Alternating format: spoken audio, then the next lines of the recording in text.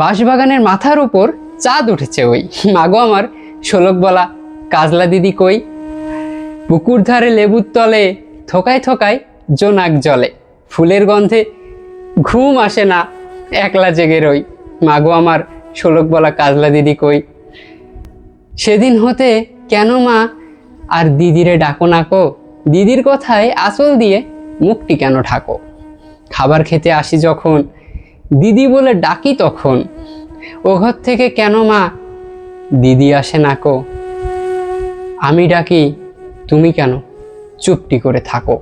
বলো মা দিদি কোথায় গেছে, আসবে আবার কবে, কাল যে আমার নতুন ঘরে পুতুল বিয়ে হবে।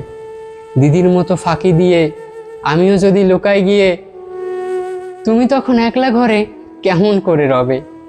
আমিও নাই দিদিও নাই, কেমন মজা হবে। ভুঁই চাপতে ভরে গেছে শিউলি গাছের তল, মারাস নে মা পুকুর থেকে আনবি যখন জল।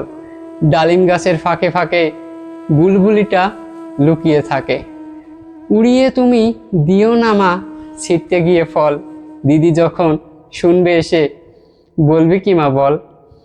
বাঁশবাগানের মাথার উপর চাঁদ উঠেছে ওই, এমন সময় মাগো আমার কাজলা দিদি কই।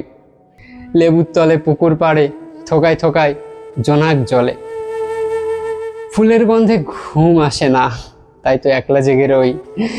রাত্রি হলো মাগো আমার কাজলা দিদি কই।